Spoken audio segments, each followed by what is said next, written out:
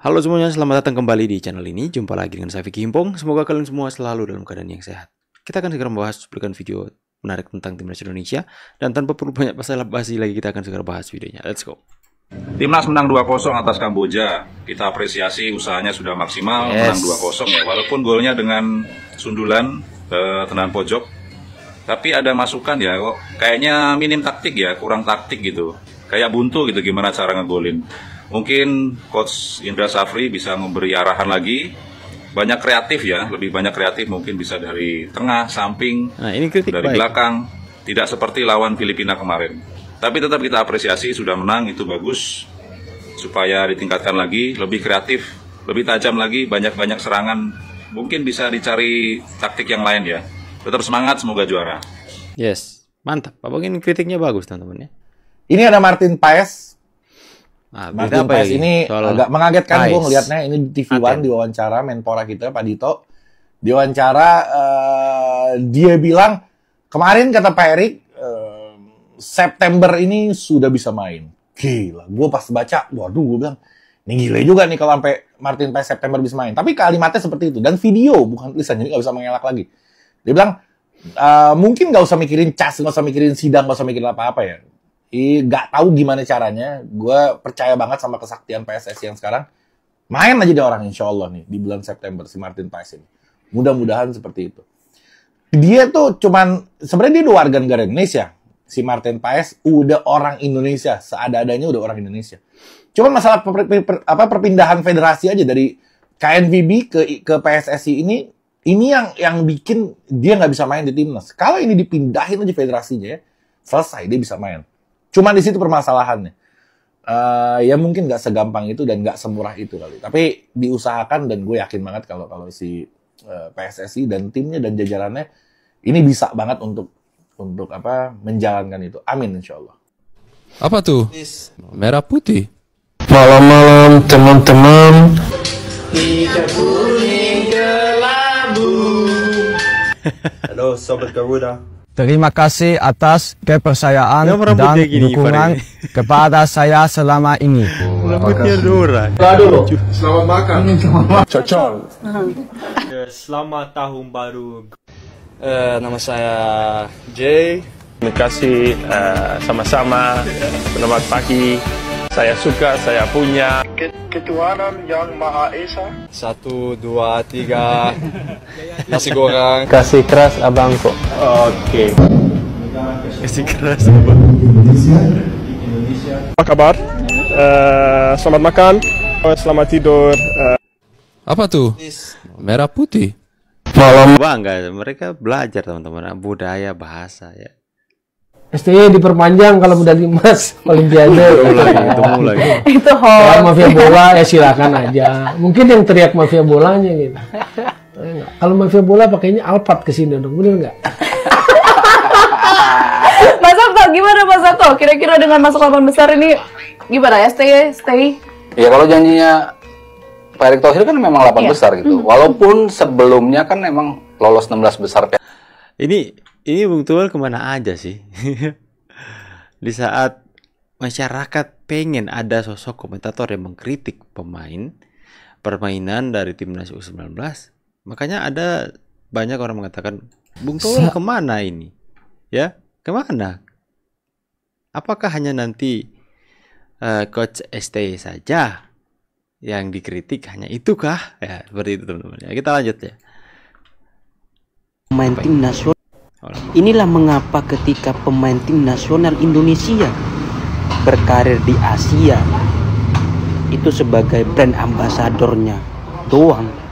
Dikarenakan kenapa? 3 postingan yang disematkan di IG Suwon FC itu 3-tiganya ada Pratama Arhan.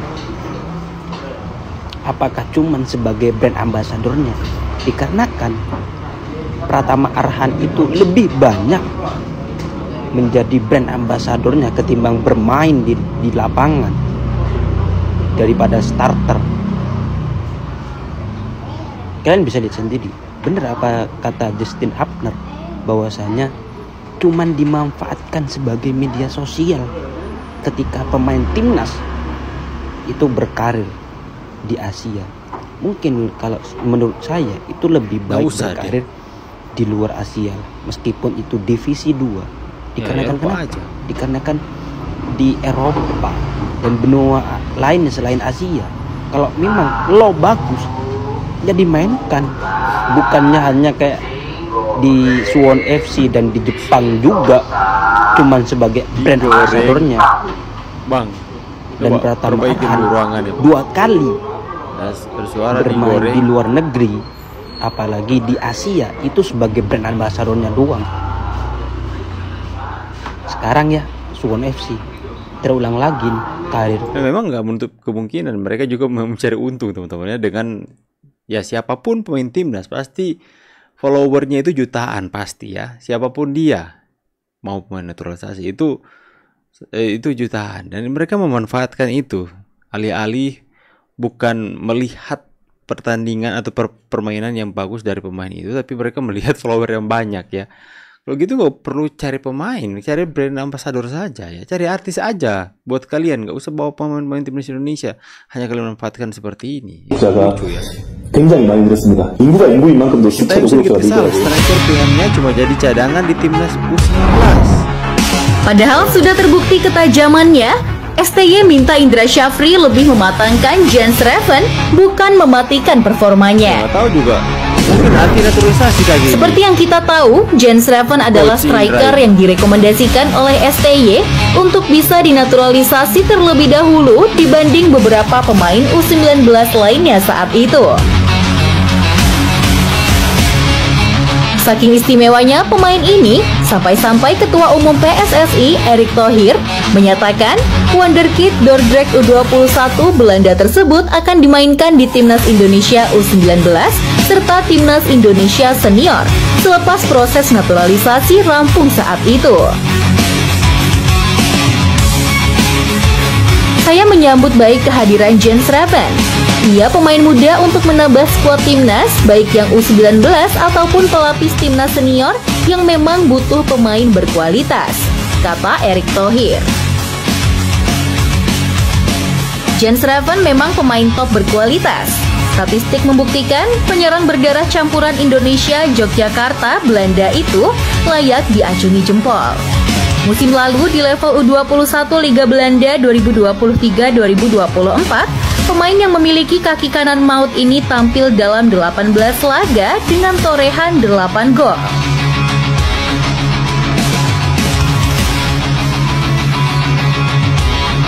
Torehan tersebut membuat Jens Reven menjadi salah satu pemain muda keturunan yang sangat berbakat di negeri kincir angin.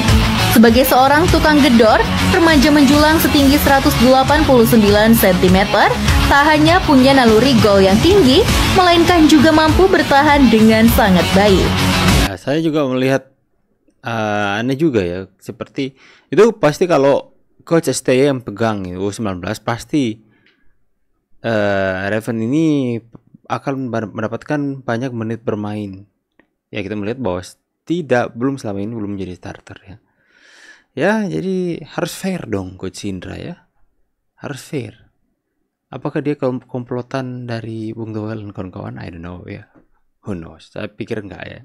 Yes, alhamdulillah 3 poin. Timnas Indonesia menang atas Kamboja 2-0. Tapi gol-gol Indonesia diciptakan oleh Kadek Arel dan Iqbal Gwijangge pada babak kedua. Pertandingan berlangsung secara membosankan guys. Selain Kamboja yang bertahan sepanjang pertandingan, Indonesia tidak memiliki kreativitas serangan, hanya bermain melalui wingback dan mengandalkan cutback atau umpan tarik dari kiri atau dari kanan. Tidak ada kreativitas dari lini tengah Indonesia. Lalu yang awalnya Coach Indra Syafri menjanjikan adanya rotasi tidak terjadi. Starting line up yang diturunkan Coach Indra Syafri masih sama persis yang diturunkan ketika menghadapi Filipina. Pada babak kedua, Jens Reven masuk dengan menggantikan Arkan Kakak, tetapi tidak bisa mencetak gol juga hingga peluit panjang selesai. Gimana guys? Menurut kalian performa timnas malam ini? Komentarnya oke teman-teman semua ya. Jadi kalian boleh memberikan tanggapan dan opini kalian di kolom komentar ya soal video-video yang kita bahas tadi. Tentu saja itu membuat agak jengkel mungkin kepada Coach STY yang dimana yang memilih itu dia, Coach STY yang mencari bakat-bakat itu. Ya pastinya penilaian dari seseorang coach STY itu bukan penilaian asal-asal, dan itu pasti sudah membuang tenaga, membuang waktu untuk mencari, tapi harus dimaksimalkan dong. James Reven mengaku bahwa dia nervous, dia gugup. Mungkin dia sudah bermain di Belanda sangat sering jam tayangnya, tapi berbeda. Itu di sana nggak ada yang nonton teman-teman ya. Berbeda dengan di sini. Itu benar-benar tiba-tiba menjadi superstar, banyak mata yang nonton, dan tiba-tiba dia mengaku dia nervous, gugup. Tapi semuanya itu bisa hilang kalau dia mendapatkan banyak jam bermain. Tapi gimana mau banyak jam bermain aja? Ya, waktu diberikan aja, nanti babak kedua digantikan lagi dan tidak menjadi starter. Ya, harus lebih fair lagi ya. Agar supaya mereka ini udah capek-capek loh naturalisasi dan tidak dimaksimalkan dengan memberikan jam tayang lebih untuk mereka keluar potensi yang sebenarnya ya. Tulis pendapat kalian di kolom komentar. Saya pamit dulu, see you on the next video and God bless.